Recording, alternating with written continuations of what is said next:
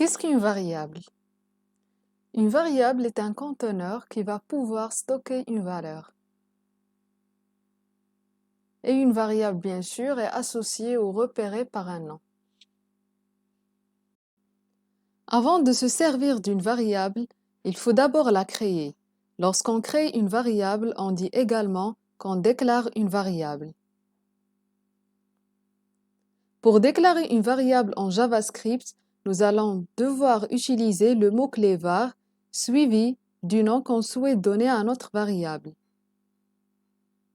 Concernant le nom de nos variables, nous avons une grande liberté dans le nommage de celles-ci, mais il y a quand même quelques règles à respecter.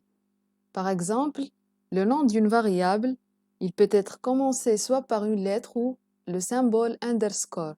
Il ne peut contenir que des lettres, des chiffres ou des underscores. Il faut noter également que le nom d'une variable ne doit pas commencer par un chiffre et les espaces, aussi les caractères spéciaux, ne sont pas autorisés. De plus, le nom d'une variable est sensible à la casse en JavaScript. Cela signifie que l'usage de majuscules et de minuscules avec un même nom va permettre de définir des variables différentes. Par exemple, là, j'ai 4 variables qui sont nommées test. La première commence par majuscule, la deuxième tout en minuscule, la troisième en majuscule et la dernière, c'est un mélange entre minuscule et majuscule. Donc, pour JavaScript, ce sont 4 variables différentes.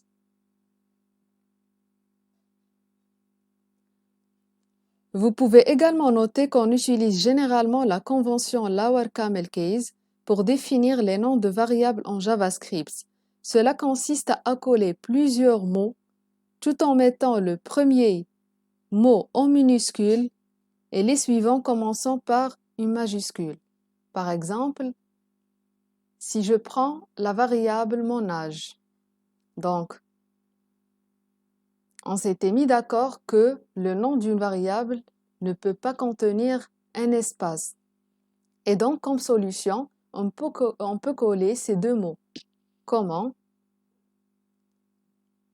On écrit le premier mot en minuscule, donc mon est écrit en minuscule, suivi du deuxième mot âge, mais il doit commencer par une lettre majuscule, donc d'où la lettre A en majuscule. En JavaScript, il y a des mots qui sont réservés et qui ne sont pas autorisés, voilà, de l'utiliser comme des noms à nos variables. Par exemple, for, if, int, null, new, var, etc. Une fois la variable déclarée, vous pouvez l'initialiser avec une valeur. On réalise cela en saisissant le nom de la variable suivi d'un signe égal, lui-même suivi de la valeur qu'on souhaite donner à cette variable. Par exemple, j'ai la variable âge qui reçoit la valeur 26 et la variable message à laquelle on a affecté le texte bonjour. Donc, pour la variable âge, j'ai une valeur entière 26 et pour la deuxième valeur message, j'ai voilà, une chaîne de caractères. Déclarer et initialiser une variable. Il est possible de déclarer et initialiser une variable en même temps en utilisant la syntaxe suivante var, non variable, le signe égal, suivi de la valeur. Par exemple, var heure est égal à 10. Prenons un exemple. Là, je vais déclarer une variable heure et je vais essayer d'afficher son contenu sans l'initialiser pour voir ce que cela va donner.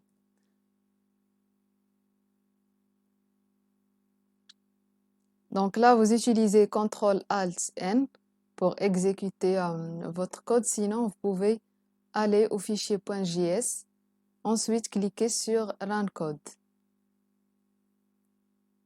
Voilà, j'ai comme message undefined. Pourquoi? Parce que la variable, elle est bien déclarée, mais n'est pas initialisée. Si par exemple, j'essaie d'afficher voilà le contenu d'une autre variable qui n'est même pas déclarée.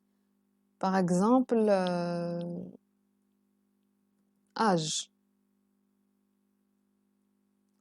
Donc voilà, là j'ai comme message d'erreur âge is not defined. Cela veut dire, donc il faut distinguer entre undefined et is not defined. Donc ils n'ont rien à voir ensemble. Undefined, cela veut dire qu'une variable est déclarée mais non initialisée. Par contre, is not defined, c'est-à-dire que vous essayez de pointer ou d'utiliser une variable qui n'est même pas déclarée. Donc là, je vais corriger tout ça.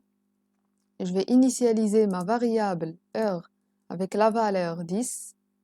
Ensuite, je vais afficher sa valeur.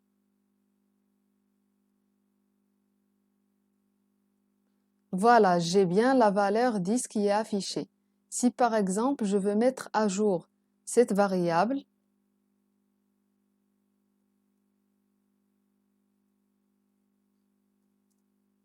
en modifiant la valeur 10 par 20. Donc j'affiche à nouveau la même valeur. Voilà, j'ai 10, ensuite 20.